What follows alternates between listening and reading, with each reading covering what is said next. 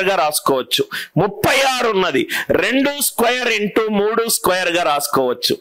12 ఉన్నది 2 square into 3 గా రాసుకోవచ్చు. ఒక సంయుక్త సంఖ్య అనేది ప్రధాన సంఖ్య ద్వారా వచ్చిన నంబరు. ఒక సంయుక్త సంఖ్య అనేది ప్రధాన నంబర్ ద్వారా వచ్చిన నంబర్లు.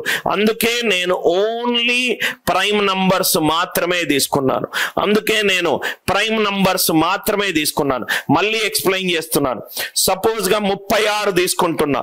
36కి కారణాంకాలు ఏంటి ఇక్కడ రాద్దాం సార్, మీకు చాలా క్లియర్ గా అర్థం కావాలి సార్.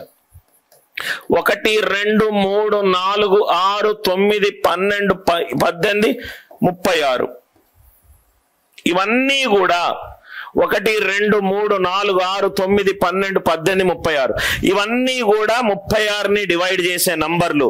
ఇవన్నీ కూడా కారణాంకాలు. సో ఎగ్జాక్ట్ గా నేను ఇక్కడ స్లాష్ పెట్టుకుంటున్నా. √36 ఎగ్జాక్ట్ గారు. ఇక్కడ చూడండి సార్, రైట్ సైడ్ చూసే ప్రతి నంబరు దాని నుంచి వచ్చింది. 2 తోటి డివైడ్ కాకపోతే 12 18 36 రాదు. 3 తోటి డివైడ్ కాకపోతే ఇక్కడ కూడా రాదు. Are you all with me? Right. So less than ఇక్కడ చూడండి సార్, ప్రైమ్ నంబర్లు ప్రధాన నంబర్లు మాత్రమే తీసుకుంటున్నాం. 2 3 ఎందుకు 4 తీసుకోవట్లేదు? అది 2 నుంచి వచ్చింది. ఎందుకు 6 తీసుకోవట్లేదు? అది 2 నుంచి 3 నుంచి వచ్చింది. ఎందుకు లెస్ దాన్ తీసుకుంటున్నాను? రైట్, క్లియర్ అయింది కదా సార్.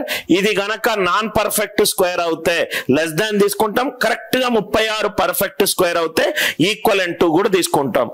ఈ ఎగ్జాంపుల్ మీకు క్లియర్ అయిందా? ఒక నంబర్ ప్రధాన సంఖ్య లేకుంటే సంయుక్త సంఖ్య చెప్పాలనుకుంటే ఫస్ట్ అది ఈవెన్ నంబరా ఆడ్ నంబరా చూస్తాం.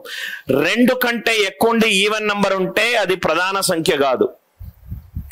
నెక్స్ట్ a⁻n ± b⁻n రూల్ తీసుకుంటాము. మూడోది ఓ నంబర్ కి స్క్వేర్ రూట్ కనుక్కుంటాము. స్క్వేర్ రూట్ కనుక్కొని దాని లెస్ దాన్, అది పర్ఫెక్ట్ స్క్వేర్ అని గనక అవుతే ఈక్వలెంట్ టు తీసుకుంటాము. లేకుంటే లెస్ దాన్ రూట్ అని తీసుకొని ప్రధాన సంఖ్యలు తీసుకుంటాం. కానీ ఈ మోడల్లో ఒక పెద్ద ప్రాబ్లం ఉన్నది. ఆ ప్రాబ్లం ఏంటంటే నంబర్ల యొక్క డిజిట్లు పెరిగే కొద్దీ ఇది ఇట్లా చేసుకుంటూ పోతే మనకు టైం పడుతుంది. ఇది చూడండి,